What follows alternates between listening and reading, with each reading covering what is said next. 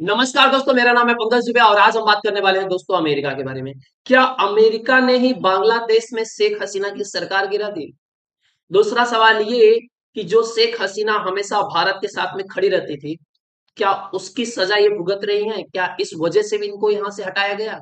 चलिए डिटेल में इसके बारे में जानकारी प्राप्त करेंगे दोस्तों। साथ ही साथ यहाँ पे हम डिस्कस करने वाले हैं कि ये हैं जो कौन है भाई साहब, मोहम्मद यूनिस। अब ये क्या करने वाले हैं, ये ओथ लेने वाले हैं as a head of Bangladesh interim government. तो इनका रोल क्या होने वाला है अब, और यूएस के साथ में इनका कनेक्शन क्या है? हालांकि बता दूं आपको कि इस समय शेख हसीना जब बांग्लादेश से वहां से भाग करके आई इंडिया में अपनी जान बचा करके, तो उन्होंने सोचा था कि मुझे यूके में शरण मिल जाएगी। लेकिन यूके और यूएस और फिनलैंड से सीधा ना हो गया है। अब यहाँ पे ये बात कर रही है यूएई से, सऊदी अरेबिया से, कि मुझे शरण दीजिए। अब यहाँ पे साथ ही साथ यूएस ने इनका वीजा भी कैंसिल कर दिया है। तो बहुत सारी चीजें हैं जो ना एक तरफ इशारा कर रही है। अब फिनलैंड, यूएस, यूके आप जानते ही हो, सब लोग बोलते हैं ना अमेरिका के प्रभाव में है।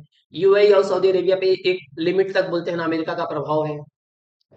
चलिए अब यहाँ पे आप देख सकते हो कि अमेरिका को ऐसा लगता है कि हमने 1971 में जो गलती की थी हम उसको सुधारना चाहते हैं। तो इनके हिसाब से 1971 में इन्होंने क्या गलती की थी कि इन्होंने क्या सोचा था कि भैया ये वेस्ट पाकिस्तान की तरफ से अपना 7 फीट लेकर के आए थे इंडिया के ऊपर अटैक करने के लिए।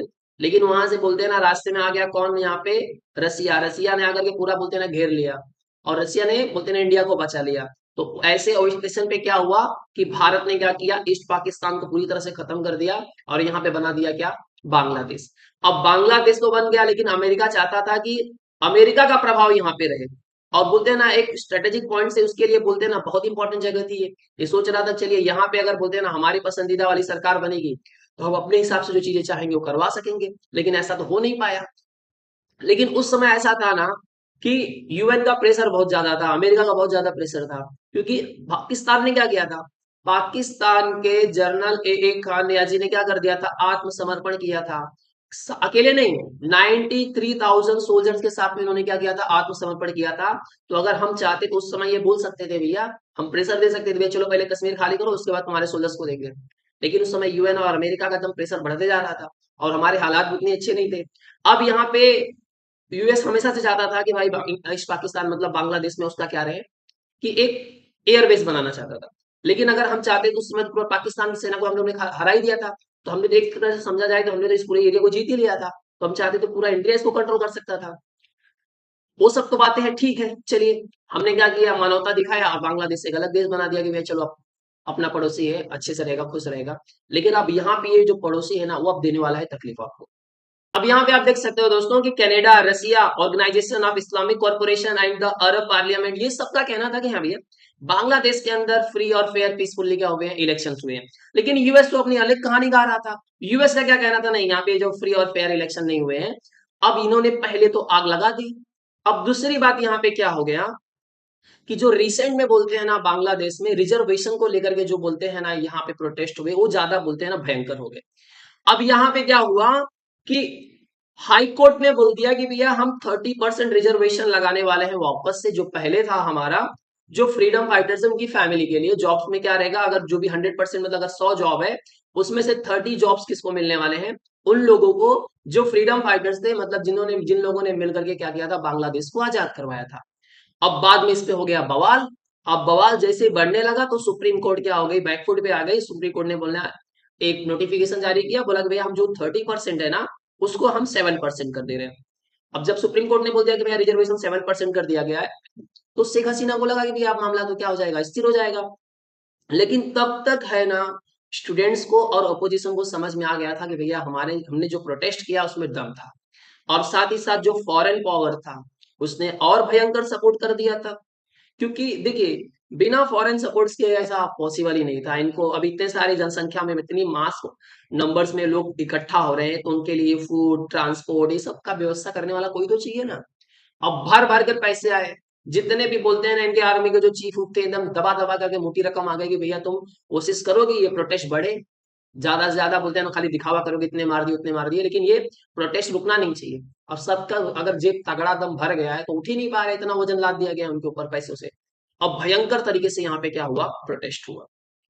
अब इसमें बताया गया है कि मतलब 150 लोगों को मार दिया गया।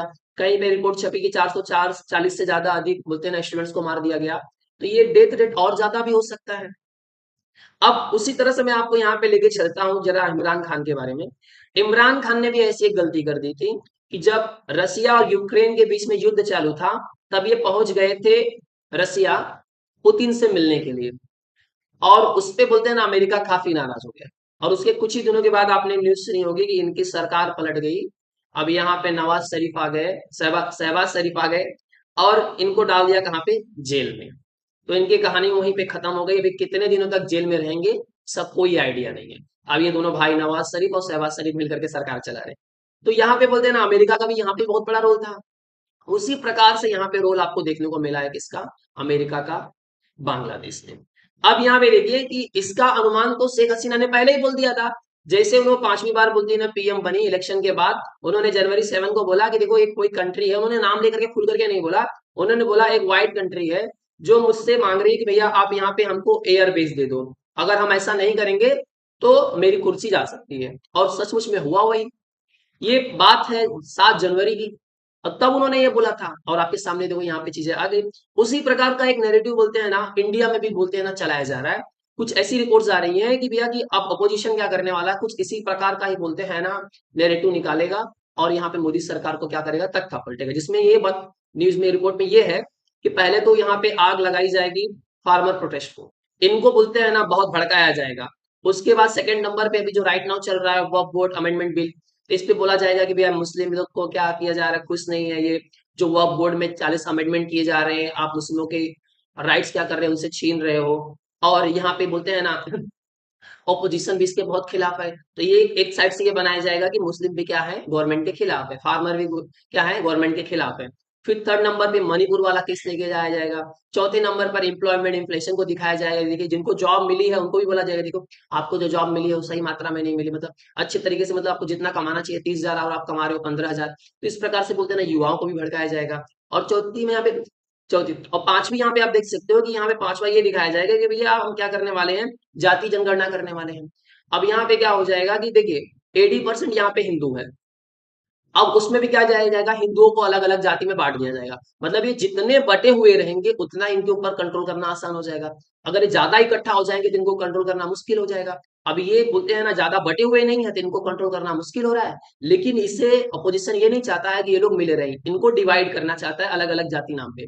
अब इन सब चीजों को देख करके बहुत सारे रिपोर्ट्स ऐसी छपी हैं कि इंडिया में भी ऐसा माहौल बनाए जाने की कोशिश की जा रही है। चलिए अब हम यहाँ पे आ जाते हैं वापस से बांग्लादेश में, और हम लोग देखते हैं भैया मोहम्मद यूनुस और अमेरिका का क्या कनेक्शन रहा है। अब इनको भाई साहब बोलते हैं ना नोबेल प्राइज से पुरस्कृत किया गया था कभी 2006 में, किसके द्वारा, अमेरिका के द्वारा। और किस लिए कि भैया इन्होंने शुरुआत की थी माइक्रो क्रेडिट माइक्रो फाइनेंस ग्रामीण बैंक बांग्लादेश में, जिसने बहुत अच्छी तरीके से काम किया था। हालांकि शेख हसीना ने बाद में इनको खून चूसने वाला बोला था कि जिस तरह से ये जिस रेट पे बोलते हैं ना ये गरीबों को या किसानों को बोलते हैं ना लोन देते हैं और हाई इंटरेस्ट रेट उनसे रिसीव कर रहे हैं, उसपे काफी बवाल भी हुआ था। और यहाँ पे आप देख सकते हो उसके साथ ही साथ यूएस ने क्या किया, 2009 में United state presidential medal of freedom in 2009 provide कर दिया, और कांग्रेसियल गोल्ड मेडल इन 2010, ये दोनों इनको पुरस्कृत कर दिया गया। तो सवाल उठता है कि चलिए ठीक है इनको दे दिया तो क्या फर्क पड़ता है। लेकिन अब बांग्लादेश में ऐसी सिचुएशन आई कि वहां से पीएम क्या हो गई, अपनी जान बचा करके भाग गई। तो वहां पे कंट्रोल करने के लिए इनको ही क्यों भेजा गया, इनका ही अराइवल क्यों हुआ, क्योंकि ये अब क्या करने वाले हैं, किसी ए नाम के बंदे को, एबीसी जो भी नाम का बंदा होगा उसको पीएम तो ये बना देंगे। अब वो पीएम वही एक्शन लेगा जो ये बोलेंगे, और ये वही करेंगे जो अमेरिका इनको बोलेगा। तो अब इनडायरेक्टली क्या कर सकता है अमेरिका, पूरी बांग्लादेश पे क्या कर सकता है, कंट्रोल कर सकता है। जैसे कि आप ये समझ सकते हो कि एक तरह से इंडिया का बांग्लादेश पे पहले प्रभाव था, कि बांग्लादेश इंडिया के खिलाफ कभी जाकर के कुछ चीजें ज्यादा बोलता नहीं था। हाँ कि अपोजिशन वाली सरकार जो थी वो बाइकॉट इंडिया के नारे लगा देती थी, लेकिन ऐसी चीजें अभी देखने को नहीं मिलती थी। अब उसका बहुत बड़ा प्रभाव ये पड़ने वाला है कि जो पहले हम ये सोचते रहते थे कि भैया पाकिस्तान से क्या होंगे, कुछ बोलते हैं ना, यहाँ से ये सोचते थे कि पाकिस्तान से अभी बहुत सारे बोलते हैं ना आते रहते थे आतंकवादी, यहाँ पे इंडिया के अंदर आतंकवादी गतिविधियां करते थे। अब वही सब चीजें आपको कहाँ से देखने को मिल सकती है, बांग्लादेश से मिल सकती है। तो आई होप सो दोस्तों पूरा ये आप माजरा समझ चुके होंगे। अगर वीडियो पसंद आया दोस्तों तो वीडियो को लाइक करके चैनल को सब्सक्राइब कर लीजिएगा। And thank you so much for watching this video.